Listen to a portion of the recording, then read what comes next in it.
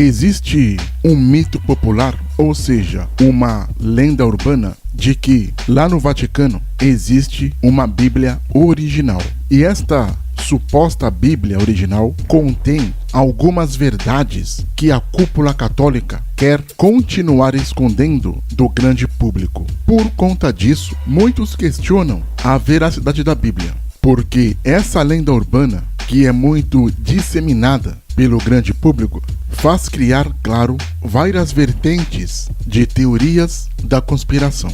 É claro que isso não é verdade, porque os próprios textos do Novo Testamento vão nos ajudar a compreender que na época que estes materiais foram escritos, eles por si só já não eram originais. E uma dessas vertentes dessas lendas urbanas é dito que a Bíblia, que é utilizada por nós, não é original, porque de tanto copiar, ela foi adulterada. Sofrendo essa adulteração, os copistas modificaram bruscamente os textos no seu original. Mas lendo os textos bíblicos, os próprios textos do Novo Testamento nos ajudam a compreender que na época que estes materiais foram escritos, eles por si só já não eram originais. Naquela época mesmo, eles já eram copiados, duplicados e replicados, e por sua vez distribuídos e também compartilhados. Um exemplo bem claro disso é o texto de Atos dos Apóstolos, que tem um diálogo entre o apóstolo Felipe e o eunuco, alto funcionário de Candace. Olha o que está escrito em Atos capítulo 8. E regressava,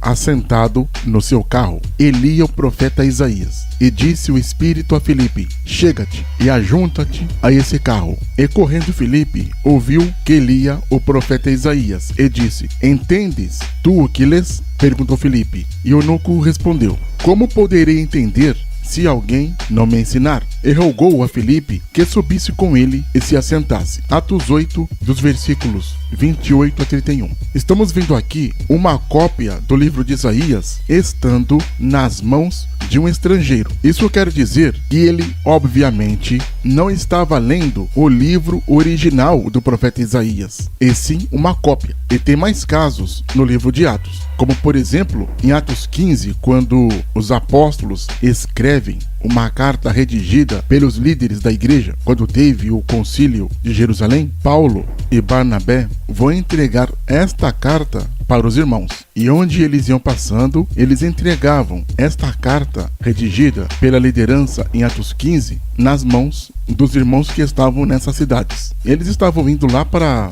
Antioquia da Síria. Está escrito: quando iam passando pelas cidades, entregavam aos irmãos para serem observadas as decisões que haviam sido tomadas pelos apóstolos e anciãos em Jerusalém. Atos 16, versículo 4. Então, nós temos aqui uma cópia, e não tem nenhum texto original. Essa carta dos apóstolos, que foram redigidas, foram entregadas de cidade em cidade. Então, várias cópias foram feitas. Mas um outro caso aqui, ainda no livro de Atos dos Apóstolos. Está escrito: ora, chegou a Éfeso um certo judeu chamado Apolo, natural de Alexandria, homem eloquente e poderoso nas Escrituras. Atos 18, versículo 24. Apolo era de Alexandria. Isso quer dizer que ele era um egípcio, mas era um judeu.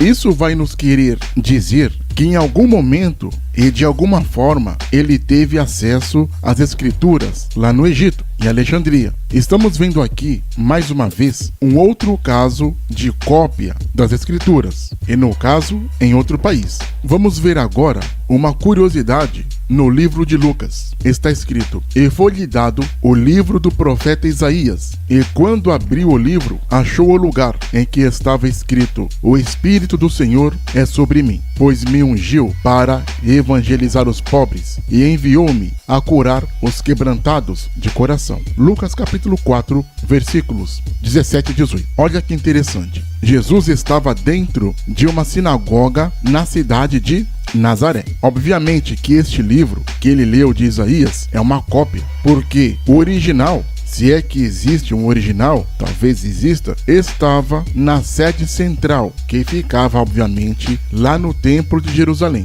O próprio Jesus teve acesso a uma versão duplicada do texto de Isaías. Que tal vermos agora o livro de 2 Coríntios, está escrito: Paulo, apóstolo de Jesus Cristo, pela vontade de Deus, e o irmão Timóteo, a igreja de Deus que está em Corinto, com todos os santos que estão em toda a Caia. 2 Coríntios 1, versículo 1. Paulo está escrevendo aqui para os irmãos da cidade de Corinto. Ok. Só que ele está saudando os santos que estão em toda a Caia. Aí vamos ver. Ou ele está escrevendo para os irmãos de Corinto ou para o pessoal da Caia. Duas coisas não vai dar certo aqui. Vamos verificar isso então. A região da Caia, que Paulo menciona aqui no capítulo 1, versículo 1, é uma região que foi uma província do Império Romano que consistia em 12 cidades formando uma liga, sendo assim a Liga da Acaia. E nessa Liga da Acaia, que consistia em 12 cidades, estavam a cidade de Régio, Sissão, Caias, Orcomeno, Metídrio, Mantineia, Tégia, Megalópolis, Argos, Trezena, Hermione e Corinto. Então a cidade de Corinto estava situada na região da Acaia, e é por isso que Paulo, ao escrever para os irmãos lá de Corinto, ele também saudou os irmãos da Acaia. Isso então quer dizer que Paulo está cumprimentando a cidade de Corinto e as outras 11 cidades. Obviamente que a carta de 2 aos Coríntios, quando chegada e lida em Corinto, foi redigida e compartilhada para as outras 11 cidades, que ficavam, obviamente, na região da Acaia. Portanto, naquela época, nunca existiu um texto original do famoso livro de Corinto. Isso também aconteceu no livro de Gálatas. Vamos ler. Paulo, apóstolo, não da parte dos homens, nem por intermédio de homem algum, mas sim por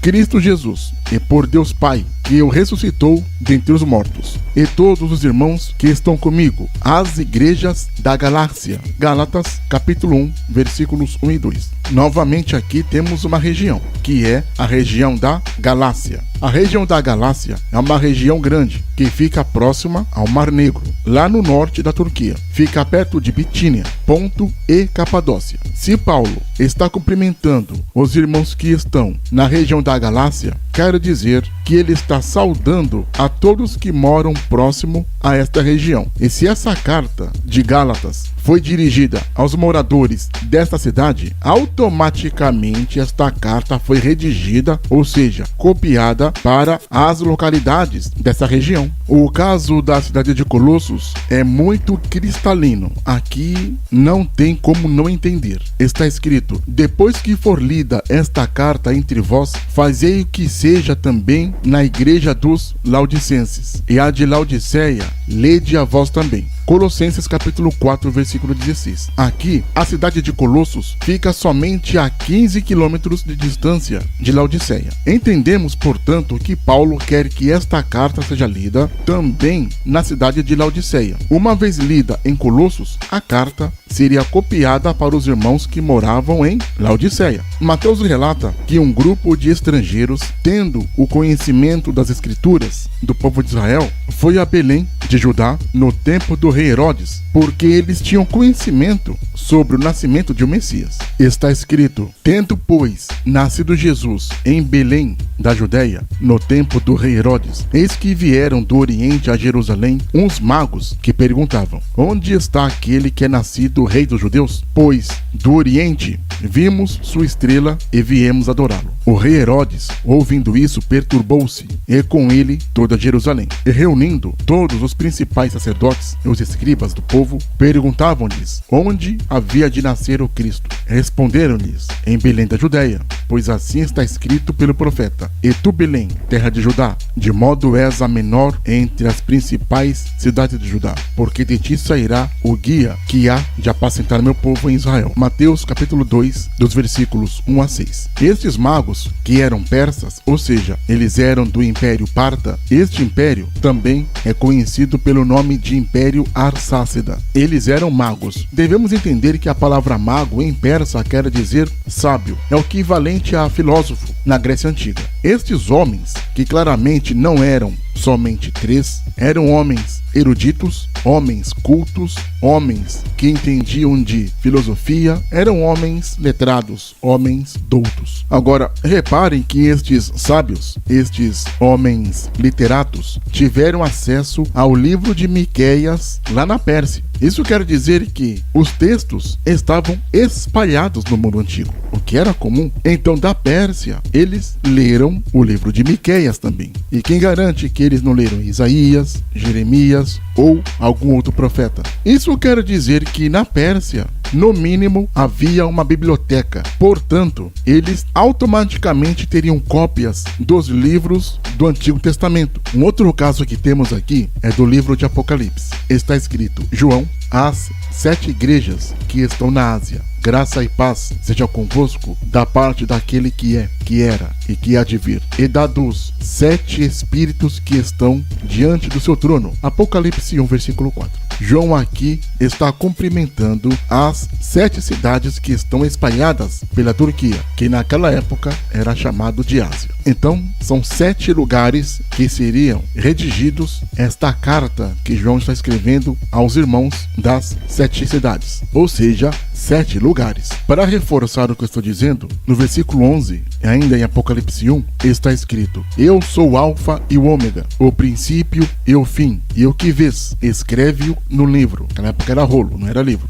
Envia-o às 7 igrejas que estão na Ásia, a saber, a Éfeso, Esmirna, Pérgamo, Tiatira, Sardes, Filadélfia e Laodiceia. Apocalipse 1, versículo 11. Então João escreveu aos moradores dessas 7 cidades na Turquia. Esta carta, ou epístola, que é conhecida por nós como o nome de Apocalipse ou Revelação, ela foi escrita por João e copiada 7 vezes. Ou seja, essa carta foi enviada para 7 lugares diferentes, 7 cidades. E mais uma vez, não vemos aqui nada sendo original. O que temos que entender é que os fragmentos neotestamentários mais antigos vão datar do ano 125 ao ano 300 depois de Cristo. Nenhum destes textos datam do ano 50, 60 ou 90 depois de Cristo. Lembrando que os textos originais, que óbvio se perderam por vários fatores, datam dos anos 50 a 90 depois da morte de Cristo. E nenhum destes textos chegou até nós. Os textos mais antigos que se tem notícia são lá do século IV e não são originais pelo simples motivo de serem manuscritos copiados, que na época, no mínimo, já tinham 200 anos. Portanto, essa história de textos originais não passa de falácia religiosa teológica inventada, notícias falsas, mentiras, argumentação para boi dormir. É impossível ter havido um texto original como dizem, porque esses textos, para começar, não eram documentos reais ou imperiais, sem contar que se perderam. Então, não existe uma Bíblia lá no Vaticano que está escondida porque a Igreja Católica Apostólica Romana esconde do grande público e etc. Isso não existe.